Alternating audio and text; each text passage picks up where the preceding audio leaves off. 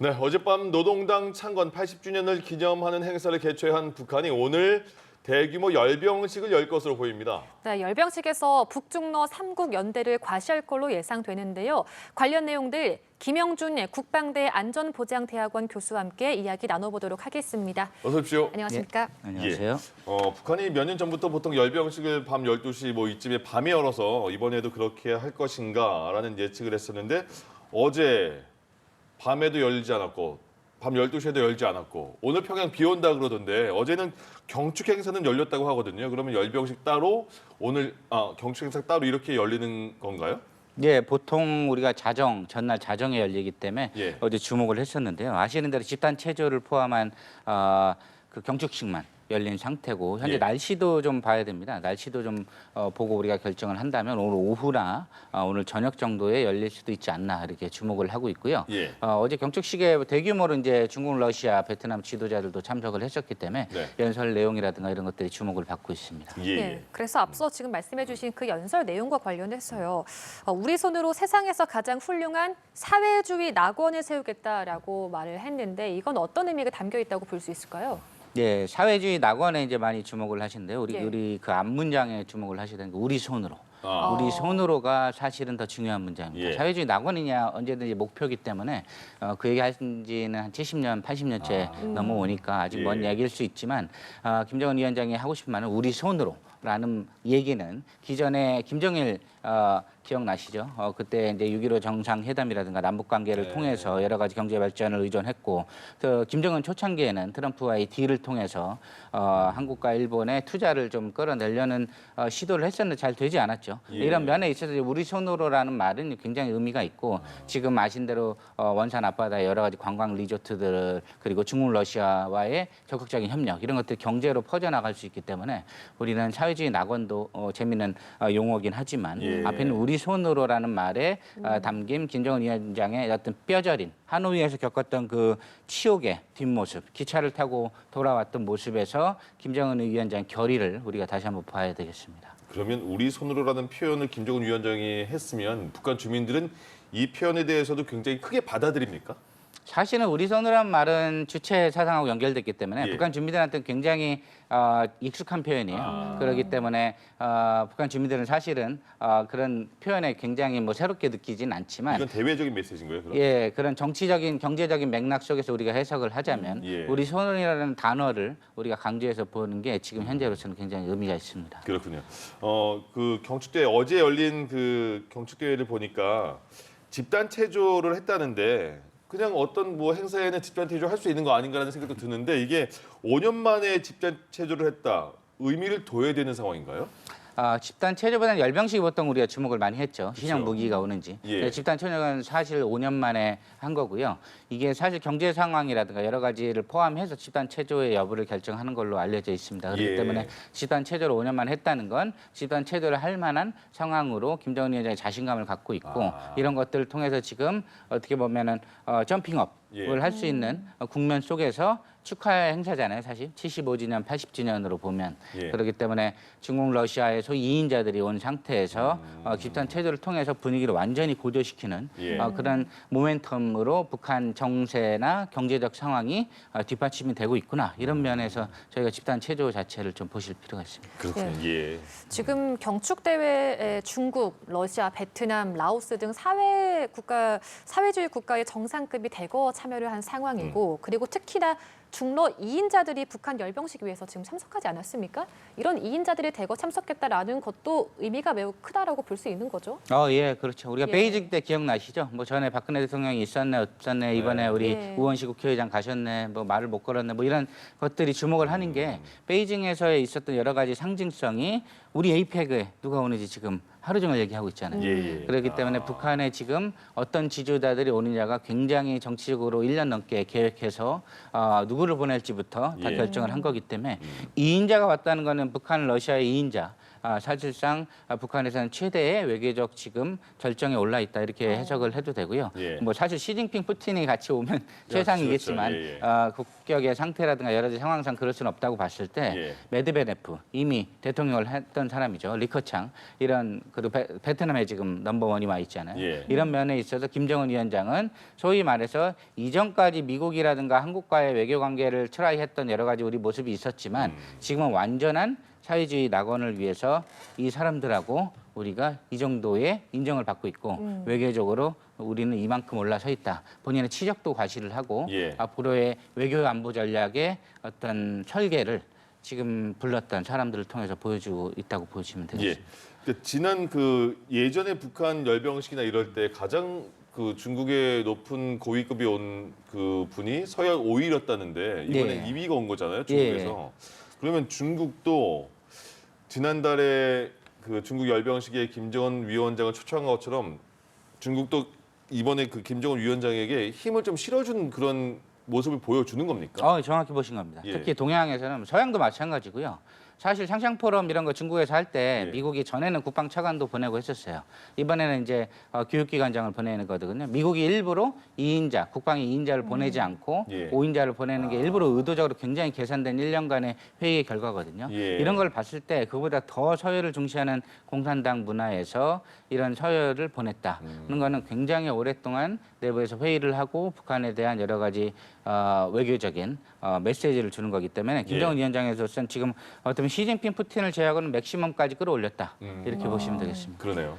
이번 러시아에서 블라디미르 야쿠셰프 통합 러시아당 사무총장도 함께 방북을 했는데 지금 이후에 이제 북한의 리희용 비서가 공개를 한 공동 성명이 있는데 지금 제가 좀 읽어보자면 통합 러시아당은 조선민주주의인민공화국 지도부가 나라의 국방력 강화를 위해 취하는 조치들에 확고한 지지를 표시하였다라고 밝힌 건데 이 문장을 조금 이제 해석을 해보자면 어쨌든 러시아 또한 이런 북한의 핵 개방을 사실상 뭔가 용인한다 그런 의미로 저희가 봐도 되는 걸까요? 예, 지금 굉장히 우리가 그 메시지에 주목을 하고 있어요. 예. 사실 행동으로서는 이미 제재는 무력화돼 있기 때문에 중국 예. 러시아는 북한의 핵을 방치하고 있다는 느낌을 많이 주고 있는데 통합 러시아당 정치인 당이 굳이 거기 가서 그런 메시지를 왜 냈을까라고 보면 보시는 해석에 우리의 불안감은 일정 부분 맞다고 봐야 되겠죠. 예. 그렇기 때문에 앞으로 러시아가 수많은 북한 군인들이 죽었잖아요. 본인의 나라에 와서 아무도 가지 않아서 도와주진 않았습니다. 외교적으로 비난만 했지. 네. 근데 북한은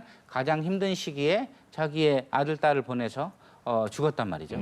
이거에 대한 대가치고는 충분히 할 수 있다. 그렇기 때문에 외교적으로 공식 북한은 핵 국가라고 선포까지는 안 하겠지만 그런 뉘앙스가 들어있는 애매모호한 문구들로 북한에게 힘을 실어주는 여러 가지 조치들이 나올 것이고 예. 이게 그 중에 하나고 통합 러시아당은 아시는 대로 집권 여당으로 사실상 뭐 중국의 공산당과 같은 위상을 갖고 있다고 봤을 때 우리가 보기엔 굳이 왜 당대당이 만나서 저런 메시지를 굳이 낼까라고 보면 정부 대 정부도 있지만 예. 공산당 문화에서는 당과 당의 메시지도 굉장히 서스테이너블, 지속 가능한 메시지라고 봤을 때는 지금 우리가 생각하고 있는 북한을 사실상 핵으로 용인하고 육자 회담이라든가 전에 비핵화 제재에 동참했던 중국, 러시아는 앞으로는 보기 힘들다 이렇게 보시면 되겠습니다.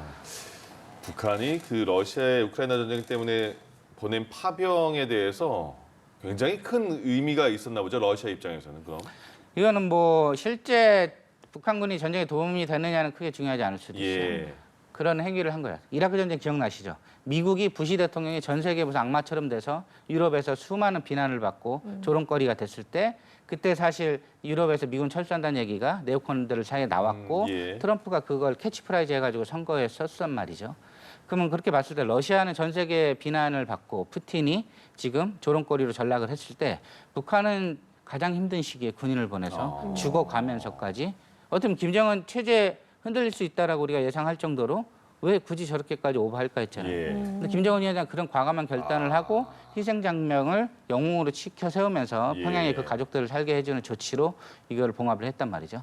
정치적 리스크를 걸고 이런 결정을 했다는 거는 러시아한테는 두고두고 큰 빚이 될 수 있고요. 이런 면에 있어서 러시아는 예. 앞으로 단계별로 무기 지원을 하든 이런 북한의 핵에 관한 용인 조치를 하든 선언은 안 할 겁니다. 외교적인 문구에 북한은 핵 보유국이라고 하진 않겠지만 그런 것들을 풍길 수 있는 여러 가지 행동들이 앞으로 예상되고 있습니다. 그렇군요. 예. 열병식에는 그럼 그 오늘 한다면 안 하진 않을 거 아니겠습니까? 우리 정부 당국도 연습했으니까요. 예, 연습한 거 다 확인했다니까. 과연 어떤 무기 체계를 자랑할 것인가, 신무기가 나올 것인가, 또 화성 뭐 ICBM 그 화성 20호 예, 그게 나올 ICBM. 것인가, 나올 것인가, 화성 20형 맞습니다. 어떻게 예상할 수 있을까요? 작년 10월에 19형 대대로 자랑했단 말이죠. 예. 그리고 올해 그런 걸 개발한다고 9월 초부터 자랑을 했고 공식화를 한 거죠. 그리고 연초부터 비밀병기를 내놓겠다고 그랬어요. 네네. 무슨 만화책도 아니고 비밀병기 얘기를 계속 했거든요. 그거는 또 예. ICBM과 다른 느낌인 거죠? 예, ICBM은 공식화를 했기 때문에 예, 예. 언젠가는 공개를 합니다. 그게 내일이냐, 예. 내년이냐, 아니면은 중요한 국면, 우리 선거 앞이라든가 이럴 때 할 수도 있고요. 예. 또 하나는 비밀병기라고 했어요. 뭐죠, 그거? 그럼 사실은 북한 김정은 위원장의 레토릭을 쭉 따라가 보면 예. 김정은식 국방개혁을 지금 몇 년째 하고 있거든요. 우리랑 똑같아요. AI라든가 드론이라든가 러시아에서 배운 여러 가지 전쟁 형태를 우리도 구현하겠다라고 해서 사실 지금 금강이라든가 해일이라든가 해상하고 어떤 북한형 무인 자폭기, 자폭드론 예. 이런 것들에 대한 개발들을 계속 해왔어요.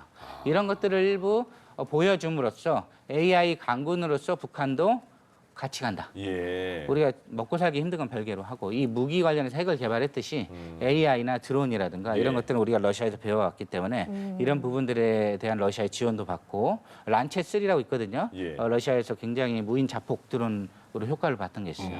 이런 것들을 북한이 많이 보여줌으로써 예. 사실 우리 오물풍선 나왔을 때 기발했잖아요. 사실은 그쵸. 굉장히 어이없었지만. 신경도 많이 쓰이고 네, 예. 이런 드론들이 지금 막 나오기 시작하면 우리한테는 굉장히 어떤 시메트리가 어피어라고 그러죠. 그런 공포감을 주면서 우리가 핵만 집중해왔는데 미사일하고 앞으로는 더 많은 공포들을 양상할 수 있는 메시지가 나올 수 있기 때문에 우리가 분명히 화성 20형도 주목해야 되지만 예. 이런 드론이라든가 크루즈 미사일 이런 것들도 주목을 해야 되겠습니다. 예. 예. 그 지금 열병식에서 무기를 공개한다는 것이요. 사실 뭐 신무기를 공개한다는 것에도 의미가 있지만 사실 이런 것들이 뭐 미국이라던가 대외적으로 어떤 메시지를 담고 있는 것이잖아요. 그래서 이번에 ICBM 화성 20형 공개한다라고 한다면 지금 에이펙 앞두고 있는데 그 전에 미국과 뭐 북한의 어떤 물밑 대화가 있을 수 있겠느냐 이런 이야기가 나오고 있는 와중에 영향을 미치지 않을까요? 저 제대로 정확히 말씀하셨습니다. 화성 20형을 굳이 사거리가 먼데 공개하는 거는 미국 본토에 대한 메시지입니다. 한국을 커버하는 미사일은 아주 많죠. 그렇기 때문에 에이펙을 앞두고 북미 접촉이 잘 안 되고 있는 상황에서 화성 20형에 집중해서 공개를 한다는 그런 메시지가 볼 수 있고요. 나머지 말씀드린 AI나 드론 같은 경우는 대남 위협입니다. 예. 드론 갖고 지금 태평양 건널 수는 없잖아요. 그렇기 때문에 우리가 그런 것들을 보면서 말씀하신 대로 외교적 메시지도 어떻게 우리가 해석을 해야 되는지 보시면 되겠습니다. 예. 지금 조선중앙TV 보니까 어제 경축 행사의 장면을 지금 틀어주고 있나 봐요. 저희가 그 예. 영상을 잠깐 받아서 보내드리겠습니다. 지금 이게 조선중앙 TV에서 실시간으로 보내주는 어제 열린 경축 행사거든요. 그 약간의 그 상황 좀 지금 보셨겠지만 설명 좀 한번 해주시겠습니까? 네, 지금 80주년은 굉장히 의미가 있습니다. 김일성 생일이나 이런 거를 제외하고는 예. 북한에서는 가장 큰 행사고요. 네. 80년이니까 빼시면 1945년이죠. 그렇죠. 6.25 전쟁 이전에 북한의 사실상 건국을 기념하기 위해서 북한 예. 조선 노동당이 창설된 해를 의미하고요. 북한에서는 가장 큰 생일 축하 파티고 김일성 생일을 제외하고는 예. 외국 국빈들을 모시기에는 가장 공식적으로 의미 있는 행사이기 때문에 이런 부분에 있어서 지금 박수 치는 거 보이시죠? 예. 예, 좀 울기도 하겠죠. 이런 가슴 벅찬 예. 행사로서 김정은 위원장이 메시지를 보면요. 어제 연설은 대남 대미 메시지는 없습니다. 예. 우리 스스로 앞으로 잘 먹고 잘 살 수 있다는 북한 주민 입장에서는 가슴 벅찰 수 있는 네. 그런 대내 메시지 위로 했고요. 이건 생일 어떤 축하 파티이기 때문에 예. 이런 외빈들은 특별한 언급이 없이 축하 자리에 와준 VIP들로 참석을 빛내주는 그런 행사가 되겠습니다. 그러니까 열병식을 하는 거는 그 김일성 광장 앞에서 보통 하는 거고요. 네. 어제 그 경축 행사 지금 뒤에 저희 화면에도 경축 행사 어제 그 화면인데 저거는 그 체육관에서 하는 거죠? 네, 그렇습니다. 예, 알겠습니다. 피르시에는 이제 야외에서 집단 예. 체조 때문에 하는 경우도 있고요. 체육관에서 보통 진행을 하죠. 근데 어제 내용 그 보도한 걸 보니까 저희가 그 김정은 위원장이 그 연단에 있는 것까지는 저희가 조금 전에 같이 봤는데 딸 주에는 안 나왔다고 해요. 어제 그 공개적인 자리에는 왜 안 나왔을까요? 그럼 오늘 나오려고 어제 안 나왔던 건가? 아니면 오늘도 나올 것인가 안 나올 것인가? 예, 후계 구속 때문에 우리가 김주에 굉장히 주목을 하죠. 그러니까요. 공부할 나이죠. 공부할 수도 있고. 저희는 잘 모르겠지만 만약 오늘 나온다면은 오늘이 더 중요한 의미이기 때문에 대외적 메시지로서 앉아 있는 거고요. 네. 어제 나오지 않은 이유는 우리가 파악을 할 수는 없지만 그런 부분에 있어 우리가 후계자 구도, 좌석 배치 이런 것들 지금 주목을 하고 있습니다. 근데 사실 북한은 굉장히 여성의 지위가 높지는 않기 때문에 지도자로 실제로 됐을 수 있느냐 갖고 한국 내 전문가들 사이에 격론이 있죠. 그렇기 때문에 일단 세레모니얼 인사인지 여부로서는 굉장히 탁월하기 때문에 저는 북한식 이방카로 보거든요. 네. 트럼프 대통령의 가족 친화형 메시지를 주기 위해서 김주애 이설주가 활약을 하고 있듯이 북한형 셀럽 인사로서의 김주애로서 후계자이냐는 또 별도로 보고 내일 등장할지 여부는 우리가 주목을 좀 해봐야겠죠. 네. 근데 김주애가 13살이라고 알려져 있는 것 같은데 만약에 후계자 구도를 대내외에 공개하는 의도라고 본다면 너무 일찍 나온 게 아닌가라는 생각이 드는데 그런 거 아닌가 보죠? 그 김정은 위원장. 그래서 이제 그런 메시지들이 나오는 게 실제 아들을 숨겨놨냐, 뭐 박전 의원 같은 경우 아들이 있다고 그러고 또 다른 분은 로드맨은 아들 못 봤다 그러고 사실 김정은 위원장은 사실 김여정하고 스위스 유학 시절 우리는 몰랐잖아요. 그렇죠? 그런 면으로 봤을 때 이렇게 일찍 개방한 건 사실 북한판 이방카를 등장시키는 거고 실제 후계자는 있지 않느냐라는 설도 꽤 많이 있습니다. 우리가 그거는 지금 알 수 없고요. 김정은 위원장이 미사일 실험장에 김주애 데려가서 난리가 난 적이 있죠. 근데 이런 면도 우리가 주목을 해서 재밌게 볼 건 자기 딸을 미사일 쏘려고 데려가는 사람은 아무도 없잖아요. 그렇죠. 근데 이거는 자위용이다라는 걸 강조하려고 데려간 거거든요, 사실. 내 자식들이 핵미사일을 쓰지 못하는 나라를 구현하는데 너네 때문에 내가 만드는 거야. 이런 것들이 또 있기 때문에 그 말은 전혀 맞지 않지만 실제 그런 메시지 안에 김주애의 역할도 우리가 이방카 역할을 하는지는 좀 주목할 필요가 있고요. 사실 케네디 대통령도 그렇고 백악관 밑에 애기들 막 기어다니면서 숨바꼭질하던 사진들 있죠.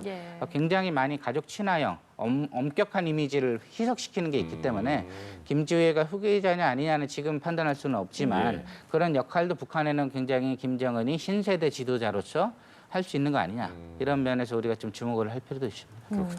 그래서 이번 열병식은 아마 오늘 오후쯤에 이제 열릴 것이다라고 저희가 예상을 하고 있는 것인데 과연 이 자리에서 김정은 위원장이 직접 연설을 할 것인가 이것 또한 관심 사이고 특히나 그 연설에서 대미 메시지, 뭐 그런 것들이 대미 대남 발언이 나올 것인가 이것 또한 굉장히 주목되고 있는 부분 아니겠습니까?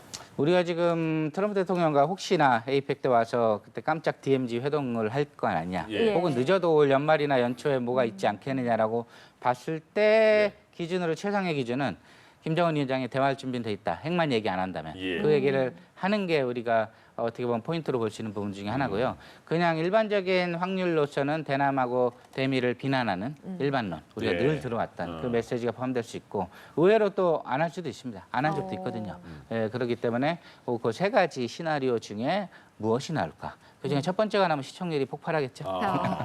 두 번째가 나면 또 했던 얘기 하는구나.